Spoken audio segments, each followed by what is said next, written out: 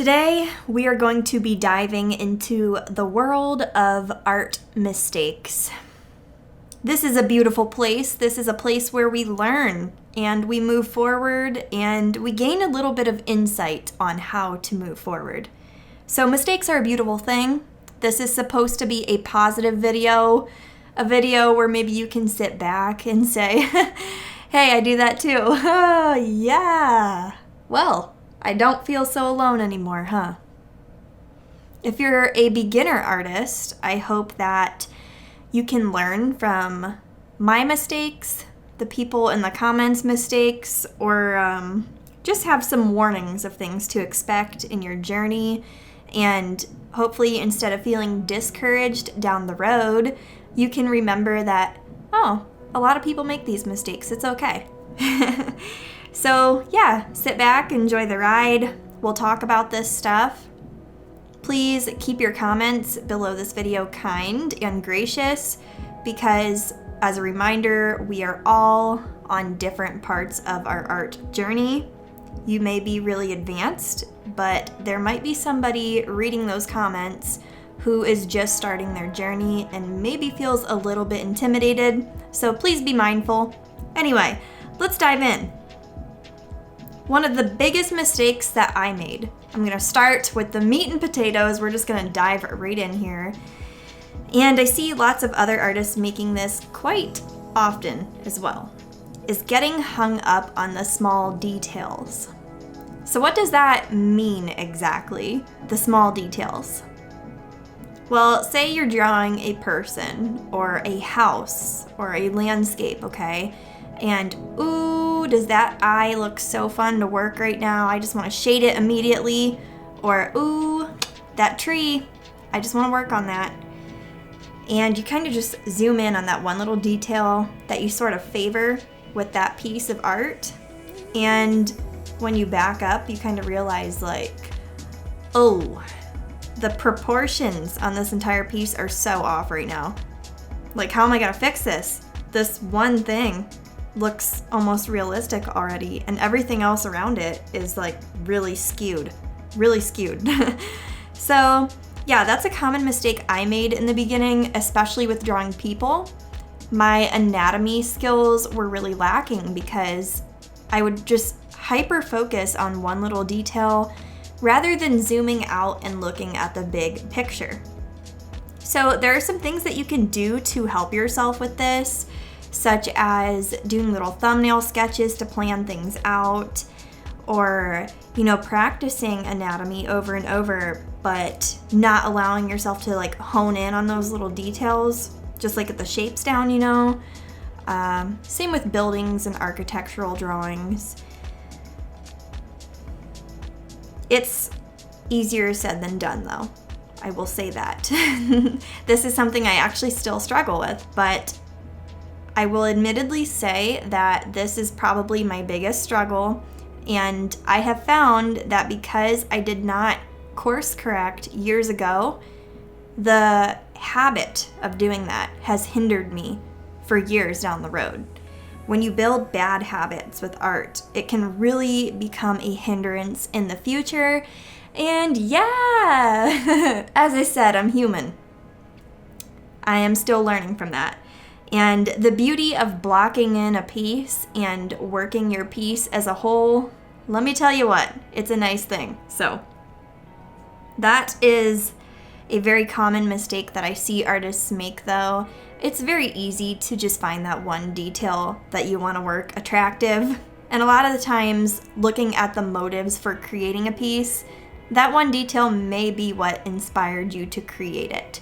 But yeah, definitely just having the mindset of looking at the big picture before you zero in on all those little details is incredibly important. And when you back up and you do that, it really, really does help the process, and you can see so much improvement. I'm telling you what, been there, done that.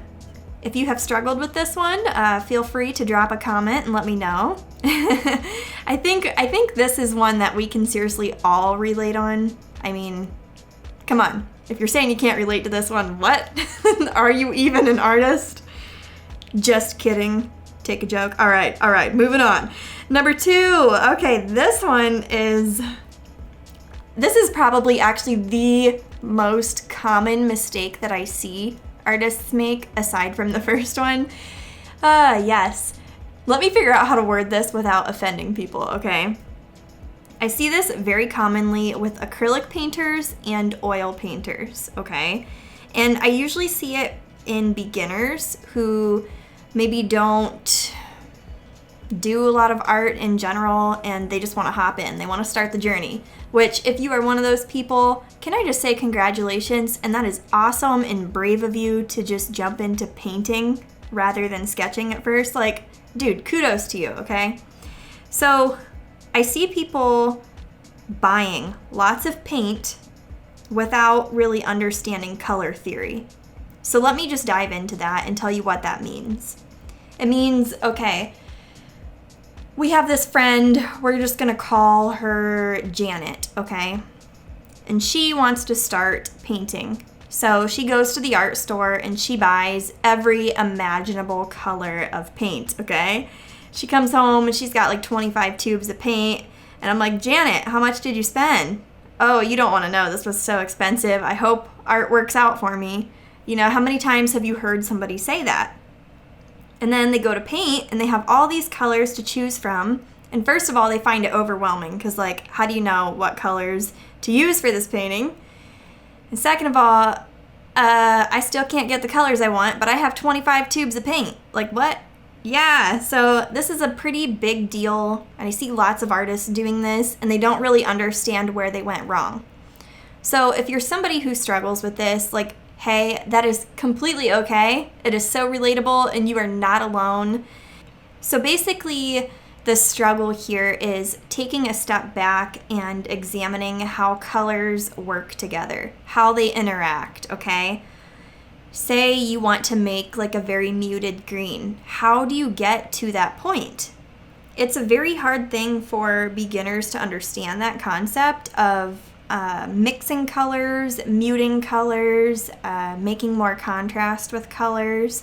And there's nothing wrong with that to be at that point. So let's go over how to remedy that situation together. How do you fix that? How do you go from having all these colors of paint to use or wanting to paint but not feeling overwhelmed by the concept of getting the colors right? I highly suggest getting a color wheel or just Googling one if you don't want to pay the money for it, and kind of exploring different literature online, maybe watch some videos on color theory just to get a quick understanding. Obviously, we can't do that in this video. We don't have time for that today, but the internet is full of different resources. Anyway, if you build a foundation of understanding color, then later when you go to paint, it won't be like, whoa, I am diving off of a cliff, but I need to turn around and go get my gear first, you know? So may as well get that gear first before you jump, you know what I'm saying? Like, that was a really weird example, but you get the gist, I hope. So yeah, if you build a foundation of just understanding how to mix your colors and stuff, then you will find that you don't actually need to buy tons and tons of supplies at first. And now this is going to benefit you in 2 ways. First of all, it's going to save you a lot of money because honestly, if you're going to start out with acrylic or oil painting, my advice to you is going to be buy the primary colors. Get your red, get your yellow, get your blue, and then get a tube of white. And then ask yourself, what style am I going to do? Do I want to do muted colors? If so, then hey, you're probably fine. Do I want to add some neons and some crazy colors too?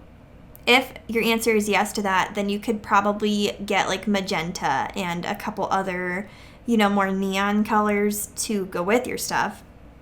But if you start out small with a small collection of paint, then Again, you're going to save money, but it's going to force you to learn how to mix those colors to get more colors that you'll need. And now there's nothing wrong with having tons of different tubes of paint. Trust me, at this point in my life, I have lots of different colors. It's not a huge deal. There's nothing wrong with it. But I highly just suggest for people just starting out to purposely limit yourself so that you're forced to sort of learn how color interacts. And we learn by experience. So if you're mixing those colors yourself, it's going to become like second nature. And yeah, it's all good. It's all uphill from there. You're going to know so much stuff. And then when you dive into your painting, it probably won't be as overwhelming. I have painted with some friends in the past who have wanted to learn how to paint, and I have watched them get overwhelmed by this whole color concept. And it's okay. It's something that is a very common struggle for artists. So if you're at this point, or maybe you've been at this point before, that's okay. If you're at this point, feel free to ask for help and resources down below. And if you feel like you've overcome this, feel free to leave resources down below or give people advice in the comments. You're highly welcomed to do so. I love that we can all learn from each other in this community. That's such a beautiful thing about our little art community here on YouTube. Now, before we dive into the next common art mistake that I see, I'm going to talk a little bit about the painting that you're seeing in this picture because I have not addressed this yet. But this is actually part of my Creatures of Peace series, which started clear back in 2012. So if you've been following me for the last, I don't know how many years, you have probably seen me do these. They're pretty symbolic paintings. This one was more personal. I was just sorting through my own personal struggles. So I feel very at peace now, which is great because Creatures of Peace. Anyway, if you like this painting, I am here to say that I am releasing limited edition prints of this, and there's only going to be 50 prints. So once they're gone, they're gone. They are numbered and signed on the back, and it's a very thick print, so it's pretty high quality. I just wanted to share that here, and I will also be selling the original. So yeah, you can click the link below the video, or you can just go to mirabyler.com. But before I forgot to mention it, I figured now's a good time. All right, let's talk about number 3. By the way, we are talking about 7 common art mistakes in this video, so we're getting close to the halfway point. All right, number 3 is consistently giving up and never finishing your pieces, or consistently vandalizing your old artwork because you have low self-esteem about it. So let's talk about those things. I think for many of us who have dealt with this struggle or still deal with it, because I don't think it ever goes away as an artist, you know, we enter those awkward stages of artwork. It just feels icky. It seems like all hope is lost. Yeah, it is not a fun place to be. I have abandoned quite a bit of pieces over time. Actually, right now, I'm looking in my art closet at the portfolio of abandoned art pieces, because I have done this. And by the way, I have also vandalized my old artwork that I have not liked in the past. So, yeah. Why is this a struggle? Because the motives behind giving up is usually because we're struggling, you know? We feel like, well, this is the awkward stage. It doesn't look good. I'm over this. I'm dipping out. Peace. How many of you have said that to yourself? Come on, raise your hand. Well, if we just get through that awkward stage, sometimes, truth be told, we're not going to like our piece anyway. And sometimes we'll surprise ourselves and we'll really, really like it. But regardless of the outcome, if you don't like your piece when you finish it, that's actually a pretty good thing, because you're able to critique yourself and see, hey, I could have actually done better. And yeah, it might not please you to not like the piece you did, but in that process, I guarantee you improved anyway. Telling you what, I bet you improved anyway. And now if you like your piece, guess what? You probably also improved. So that's really cool. And during that awkward stage of a piece when things just don't look right, again, it's not fun, but it's definitely a learning experience. And half of art, I really, really believe, is a mental battle. We have to really build that mental stamina to just carry through, to kind of pep talk ourselves a couple times, to troubleshoot. There's a lot going on, with that. And yeah, I wish I could say it was easy, but I definitely struggle with this still. It's not a fun thing to struggle with. But every time I push through, I know I improved. And it might just be mentally improving, building that stamina, but also I notice that I've improved with like anatomy or mixing colors, things we previously touched on, and so many more. So I highly just recommend, if you're somebody who never finishes your pieces, or you find that you're constantly setting them aside and just like saying, forget this, I highly encourage you to push through. You can get some encouragement from the people around you if you feel that you need it. But yeah, don't give up. And also, you don't have to do your art in one sitting. If you want to come back to it like a week later, hey, go for it. That's good. Now, vandalizing your artwork. Sometimes people do this for different reasons, but I'm specifically only going to touch on the low self-esteem aspect. This can open a can of worms and a whole debate, so that's why I'm only sticking to this one. But if you don't like your stuff and you're not feeling too good about your art in general,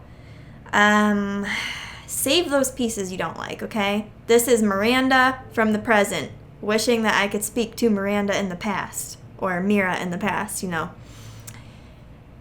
I used to vandalize a lot of my artwork. I would X it out and rip it up, and now that I'm older, I so badly wish I could go back to see those pieces as they were, to see where I was at that point in my life, but I can't do that now. I don't have those pieces, and it's a shame. It really is, because I could have enjoyed all those little memories, but instead, going back, I see giant red X's all over the pages because one day I decided I hated my art and I X'd it all out. So, highly encourage you guys to not do that if you do it. But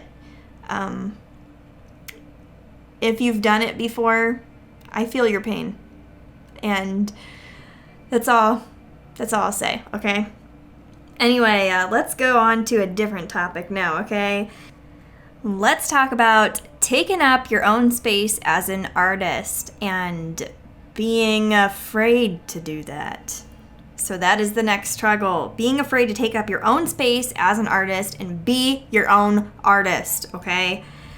Wow, is this a tough one or what? Let's talk about this.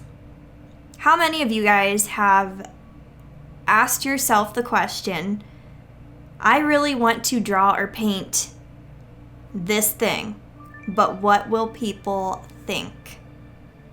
What will people think? This is a tough one, right? I think many of us have this thought lurking in our minds, like, okay, I could paint this for me and not show people because I don't know what they'll think. Or maybe I just won't because if somebody finds it, or maybe you're an influencer, content creator. I hate both of those words. I don't know how else to say it, but you do Instagram and you do the social media things, and you don't want to create this thing because you don't know what people will think. Well, yeah, this is a tough one. It's a struggle, and I think it's just something we have to work through. But don't let the fear of what others will think about your art stifle your creativity. I know this is easier said than done because I deal with this quite often. I am a people pleaser by nature. I have a very mediator type personality, meaning that I do not like conflict. I will avoid it at all costs. I will make my own self deal with discomfort if it means that other people can be more comfortable. And that is a flaw that I know I have as a person, and I'm working on it. But I know it's a flaw that I have as an artist too. So, oh man, how vulnerable, but yep. So for instance, I want to draw a dragon, but what will somebody think? You know, maybe you have a friend that you look up to or a family member, and you don't think that they will enjoy that style of artwork, so maybe you don't make it, you know? Or I want to do a realistic portrait, but I don't think my audience wants that. Or maybe you want to do like abstract art, but you don't think, I don't know, your aunt on the other side of the family likes abstract art, and for some reason that intimidates you. I don't know, just we get these weird, silly thoughts in our minds, and I'm just like listing off some that I have had and hypotheticals as well, but yeah, it's tough. I would just encourage you to be bold and do those things anyway.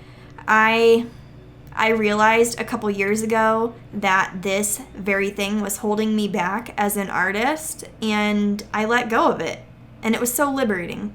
If you go and you scroll through my Instagram, you will see how often I change up my style. And it is because I let go of this fear of what other people will think. And I just started doing whatever I want. And for me, that means not sticking to one style all the time. I like to be very fluid and go back and forth. Some weeks it's realism. Other weeks it's folk art. Other weeks it's, I don't even know, you know? I think it's made art so much more enjoyable for me, so much more lighthearted. So, yeah, I totally encourage you to just be bold. Do what you feel inspired to do. Nobody can tell you what to create unless you're taking commissions, I guess. But as an artist who, if you want to express yourself or if you want to get better, then do the things that interest you, please. You'll thank yourself later, I promise you. Next, let's talk about an icky one, comparing yourself to others. How many of you guys feel this, you know? This one can be, yeah, it can lead you down a rabbit hole of dark feelings. Let's just say that, okay? For instance, artists that we follow on social media, can both inspire us to want to be better artists, but sometimes when we're not in the right headspace, it maybe takes us in the opposite direction to where we don't even feel like creating because our artwork will never be as good. And it's hard to get past that feeling sometimes. And I personally don't think I will ever completely overcome that feeling because I'm a human being and I'm not perfect. And some days are better than others, so yeah. But a solution that I have found with this is to just not look at Instagram for a while. That's where I follow all the artists that I follow, you know. It helps me to just clear my headspace, focus on my own art, and not drill myself with all those negative thoughts. So if you find that you compare yourself with other artists and you get really negative and hung up on that and you don't want to create, I would encourage you to just take a step back from looking at everybody else's art, give yourself a breather, and just focus on your own stuff.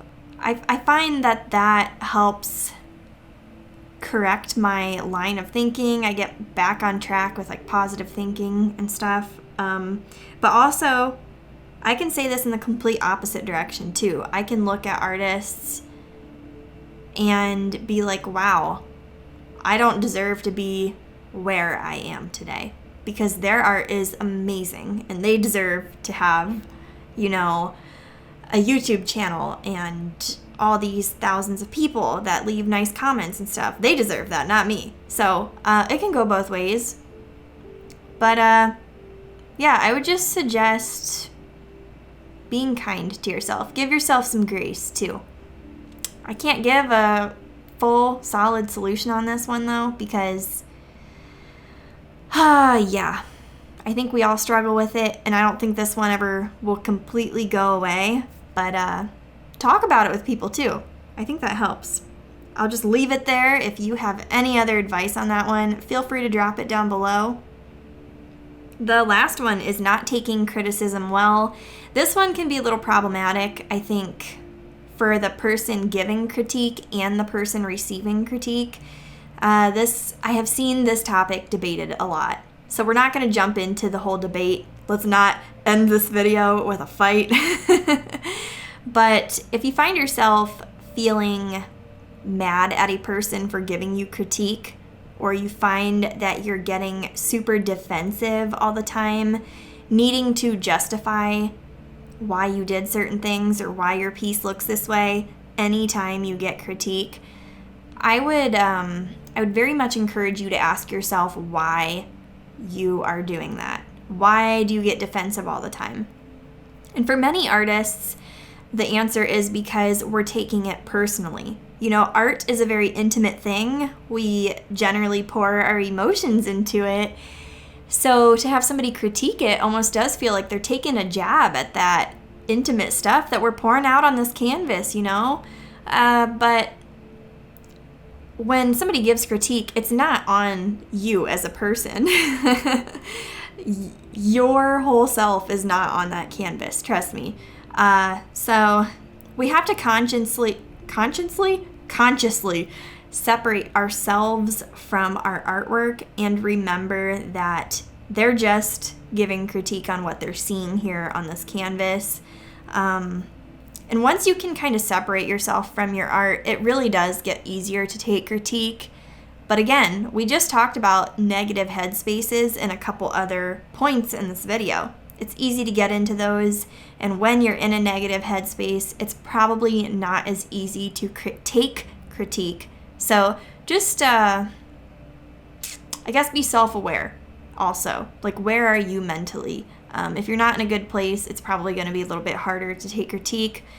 Critique is also just kind of not an easy topic for a lot of artists, but critique is a beautiful thing. It can be very helpful. Sometimes you guys, you are so gracious and kind and leave critiques in my comments, and I screenshot some of that stuff, and I'm like, ooh, I could work on that. And I know I could, so I'm going to screenshot this. And it's very helpful. But there are critiques that do hurt that are not actually constructive. And there's a difference between constructive criticism and tearing somebody apart. So if you recognize that somebody is like tearing you apart rather than constructively criticizing your work, sometimes it's best to not pay as much attention to those ones, you know? I could make a whole video on this topic, but again, I don't want to like end this video with a fight. Yeah. Also, if this is encouraging for you, art is very relative, so you don't have to take every single critique that somebody gives you. And if you don't agree with a critique, you can just say, oh, thanks for sharing that. I'll keep it in mind. And you don't have to keep it in mind, you know. You can think about it and then decide, all right, I don't have to apply that. That's another little tidbit. You don't have to take every single person's critique literally and apply it to your art. We are only one human, okay? You can only do so much. I'll end the video with that. I hope that this video helps you to be able to laugh about our mistakes, first of all, as artists. We are not perfect. We are humans. Every day we can make mistakes. But on a very, very positive note, Bob Ross has said that we make happy accidents. And those accidents, those mistakes that we make, are so fulfilling and so rewarding and propel us into being better artists in the future. There's so much insight that we can gain from it. So I'm going to leave you with that. I'm going to say if you make mistakes as an artist, I am proud of you because you are learning, and that's what matters. I hope it means you're also just like having fun and experimenting, because I make so many when I experiment, but it is such a fun time. And if we didn't make mistakes, then I don't think art would be stress relieving. So yeah, thank you guys so much for watching, and I hope that you don't feel alone. I hope you feel encouraged by this, and if you have any other funny or even serious mistakes that you commonly make, feel free to share them down below. And if you're panning through the comments, reading them, you can comment and be like, hey, I do that too. We can open it up, have a discussion. Alrighty guys, thanks so much for watching. Bye.